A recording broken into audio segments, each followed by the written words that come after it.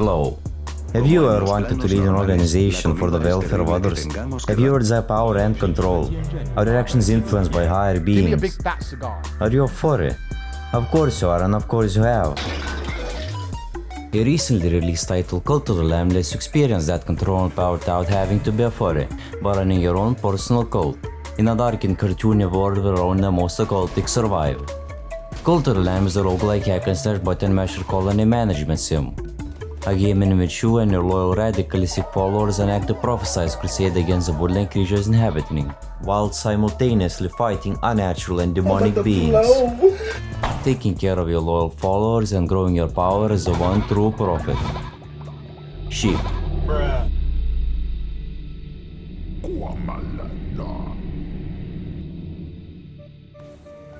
You're a simple mortal sheep, the last of your kind, hunted down and brought before the gods to be sacrificed. Stroking my dick, I got lotion on my dick right now, just stroking my shit. I'm horny as fuck. After being sacrificed, the lamb is transported to an afterlife of sorts, or more like a prison for the fifth god, the one who waits. He reassures you that you in fact are dead, but he still has use for you. He presents the lamb with an opportunity which he cannot refuse, to serve him, to be a vessel of a god. All he needs is for the lamb to create a cult in his name. Once the lamb accepts the offer, the one who waits bestows him the crown of power, a crown of a god. This resurrects him and grants him the authority needed to challenge the other cult leaders. When you start to actually play the game, you will start by clearing rooms of enemies, later meeting Ratau, an old servant like you, who was sent to guide you on a journey which tells you the basics of running your cult and harnessing the power of the crown. Ratau provides you with a base of operations for your cult and instructs you on how to manage it and how to indoctrinate followers. The colony management sim part of the game entails constructing and providing basic necessities for your followers, buildings to make your followers useful and productive, making them toil themselves for resources. A lot of the buildings are locked behind tech which you need to unlock to progress the game. To unlock such technology, you need to gather devotion, which is generated from your followers. The more followers you have, the more devotion they can possibly generate. Followers are required to progress through the game and grow your power to challenge the old faith. Followers can easily be found through levels and rooms, randomly generated for that biome, which need to be rescued and saved. Followers being the literal infants that shit themselves when you leave them unattended, which need to be constantly taken care of, provide their living spaces, food, and need to be kept faithful and loyal, pleasing their wants and needs. Each follower is randomly generated with their own appearance and traits, making some followers useful than others. You can make them more useful by increasing their loyalty. You can do this naturally by increasing their loyalty through performing rituals, sermons, giving gifts or trinkets, and completing their quests.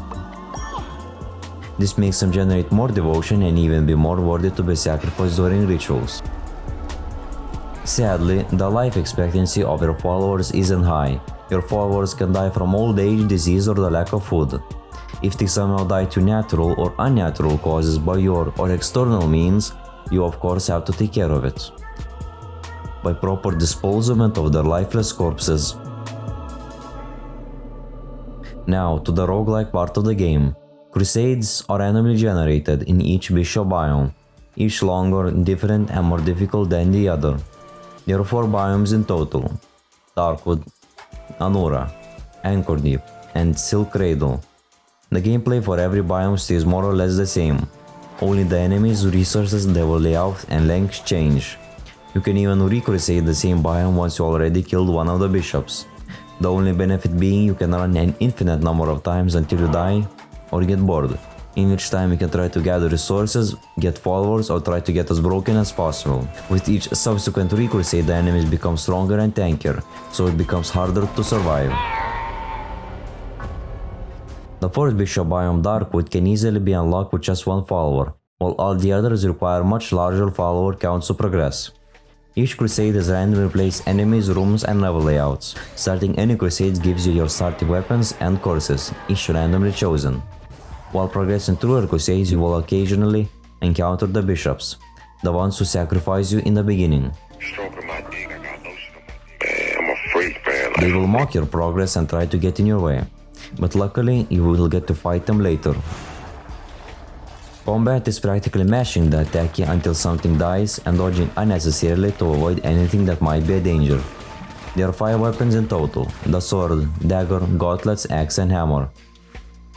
The garbage weapon being the dagger, which deals 5 simultaneous attacks which doesn't do any sufficient damage, stun or knockback to be useful. I hate it. Throw it away. Comparatively, I dislike mass-clicking my mouse key, so most of the times I stick with the hammer, as it does the most damage possible out of all of the weapons. The only drawback being the slow attack speed. But when you actually hit an enemy, you can practically one-shot them. All of the weapons can be augmented with their own special variants, making them more deadly towards your enemies. To unlock such variational weaponry, you need the help of your devoted followers, through performing sermons.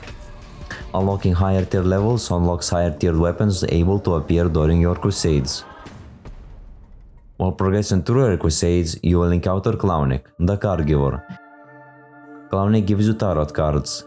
Who wants it? Cards which act as small boosters to help you progress through your crusades. Those cards can stack with one another, only acting as small buffs. You can meet Clownic multiple times during your crusades, only taking 1 card each time.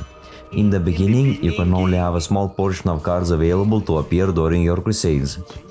You can unlock many more cards by interacting with characters and completing quests, or buying them in special locations. Crusades involve defeating rooms of enemies, collecting resources, rescuing and recruiting followers for your cult, and progressing to the end of the level where in every crusade there is a predetermined boss encounter. Those bosses are quite predictable and easy to deal with. You won't find yourself struggling too much with them. Defeating said crusade bosses rewards you with resources, decorations and followers for your misquest intent.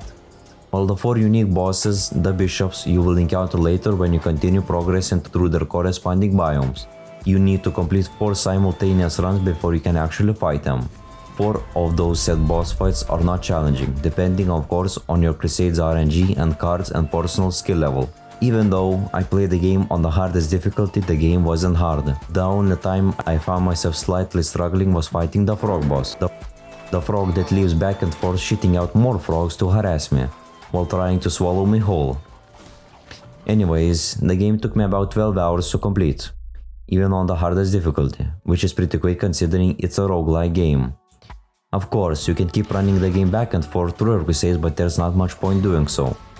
Also, when I was about to finish the game, I completely gave up taking care of my followers, leaving them to starve, leaving them to become Burrito. Though the game's art style is amazing, a cartoony environment with beautiful animations, characters, enemies as such creates a dark humoristic experience. I extremely adore it. Sadly, the gameplay cannot be said the same. It gets pretty repetitive in the 4th or 5th hour of the game, only getting interesting again once fighting or reaching new biomes with their own corresponding enemies and bosses. Due to the repetitiveness, I quit playing the game after the final boss. You can play the game with a keyboard or mouse or controller. I suggest playing with the controller, not like the Neanderthal like me who plays every game on keyboard and mouse. The game costs 25 euros, that's a mid-price for this kind of game. I would suggest waiting for a discount of sorts. Of course, you can always find a way to get the 100% discount. Finally, Cultural Lamb is a good game, 7 Burrito. out of 10.